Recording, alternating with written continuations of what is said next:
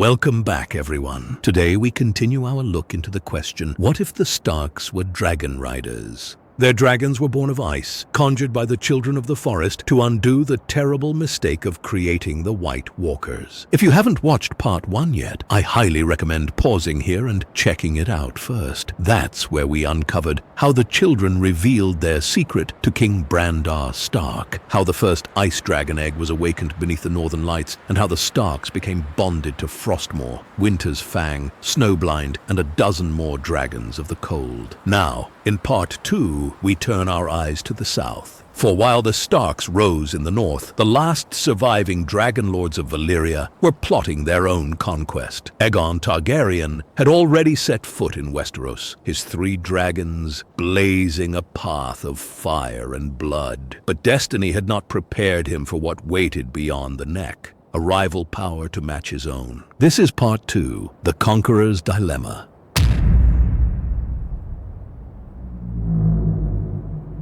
Across the narrow sea, centuries after the doom of Valyria shattered the freehold into smoking ruins, one family survived. The Targaryens, minor dragon lords who had settled on Dragonstone, were spared by the foresight of Daenys the Dreamer. They were not mighty among Valyria's 30 families, but they carried with them a treasure that made them priceless. Dragons. Balerion the Black Dread, vast and terrible, wings so wide they blotted out the sun. Vhagar, smaller, but still a mountain of fire and fury. Meraxes, deadly and swift. These 3 beasts were the last fire-born leviathans of Valyria. Aegon Targaryen was no simple warlord. He was ambitious, yes, but more than that, he was haunted by dreams. Some claimed he foresaw the return of the others, that he knew a second long night would come. Others said he hungered for empire, that the blood of Valyria demanded dominion. Whatever truth lay behind his eyes, he carried with him a vision, a single Westeros, united beneath one king. With his sisters, Visenya and Rhaenys, Aegon began his conquest. His armies landed on the Blackwater, where the future city of King's Landing would rise. The Riverlands bent quickly. The Stormlands fell when Orys Baratheon defeated Argilac the Arrogant. Harrenhal, pride of House Hoare, melted under the Black Dread's fire until its towers glowed like glass. The Reach bent the knee after their fields burned, and the Westerlands soon after. It seemed as though Aegon's dream would succeed, but when he turned northward, toward the Kings of Winter, his destiny collided with a secret he had never imagined.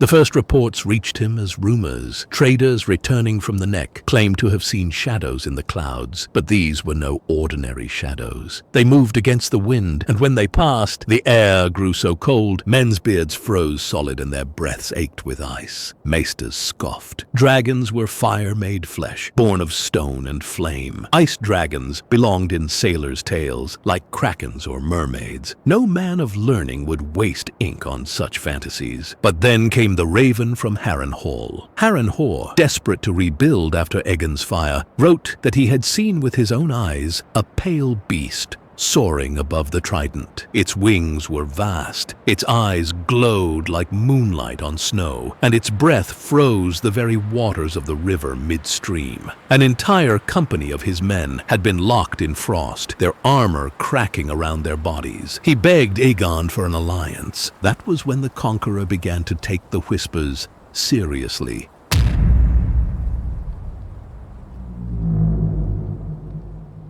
Aegon summoned his sisters and his lords to Dragonstone. The hall was hot with the breath of dragons, the air stinking of sulfur and smoke. Outside, Balerion roared as if in answer to his master's thoughts. Visenya was the first to speak. Stern, sharp, a warrior to her bones, she spat the words like iron. These northerners cling to old gods and frozen dreams. Let them cling. Fire consumes all. We are dragon lords. No frostborn pretender can match us. Her hand never strayed far from the hilt of Dark Sister, as if she longed to test its bite against northern steel. Rhaenys was softer in voice, though no less dangerous. Do not be so certain, sister. The Starks have ruled for thousands of years. They have never bent to Andal nor Rhoynar. If they truly ride dragons of ice, perhaps we should think of joining with them, not destroying them. Fire and ice together. No power in the world could resist such a union. Aegon listened in silence, his face unreadable. He had dreamed of one realm, one throne, united in fire and blood. But was this the meaning of his dream? Or had he misread the signs, and the Starks were meant not as foes, but as equals?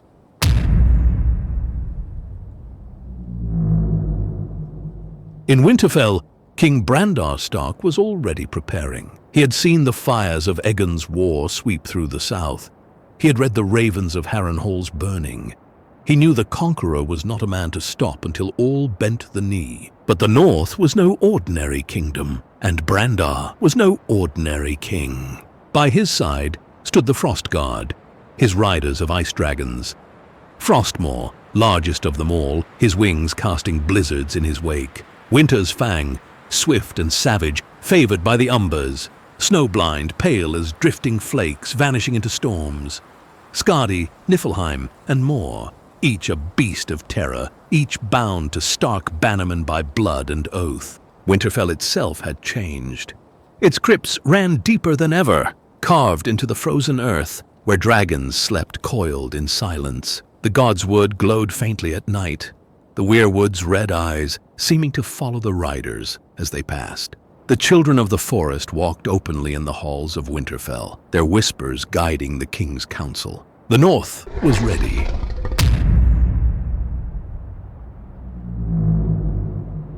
The first encounter came not in open war, but in shadows. Aegon sent scouts into the Neck, men hardened by battle. None returned. He sent envoys to Winterfell, bearing offers of alliance. Their bodies were later found frozen solid, their horses shattered like glass statues. And then, one dawn, as Aegon's host marched toward Moat Cailin, the sky darkened. Frostmaw descended. His wings stirred a blizzard from clear skies. His breath froze the river beside the army, locking whole regiments in ice. Men screamed as their armor cracked, their limbs numbed, their eyes froze in their skulls. Above, Balerion answered. Fire roared across the clouds, melting the snowstorm into steam. The two titans stared at one another, their roars shaking the heavens. Below, the two kings locked eyes, Aegon Targaryen astride the Black Dread, and Brandar Stark upon Frostmaw. For a heartbeat, all the world seemed to pause.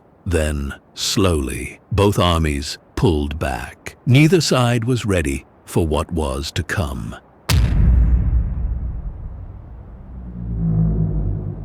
The news spread faster than wildfire. For the first time, Westeros knew there were not 3 dragons in the world, but 15. Not just fire, but frost. In the Vale, the Arryns trembled, wondering if their mountain strongholds would shatter under frozen breath. In the Reach, the Hightowers debated whether their golden fields would survive snowstorms in midsummer. In Dorne, the Martells, who had resisted fire, feared frost even more. The realm stood divided. Could there be one king, or would Westeros forever be ruled by 2, the Conqueror in the south and the King of Winter in the north?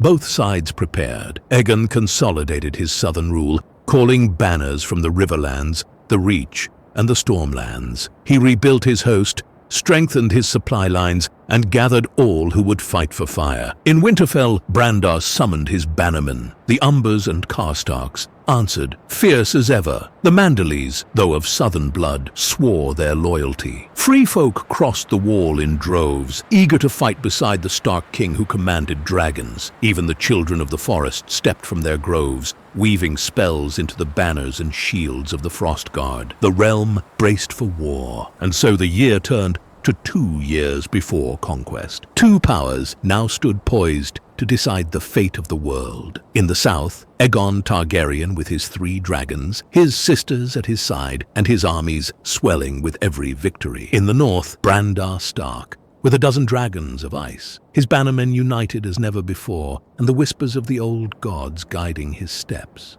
The first true clash was inevitable, and when it came, it would not be a battle of men, but of monsters. Fire and ice would meet in the skies above Westeros. The world itself would tremble, but who would emerge from that storm? The Conqueror with his Black Dread, or the King of Winter astride Frostmaw? That answer waits in Part 3. If you're enjoying this saga, hit like and subscribe. It helps the channel soar higher than even Balerion or Frostmaw. And in the comments, tell me, if you had to choose, would you ride a dragon of fire or one of ice?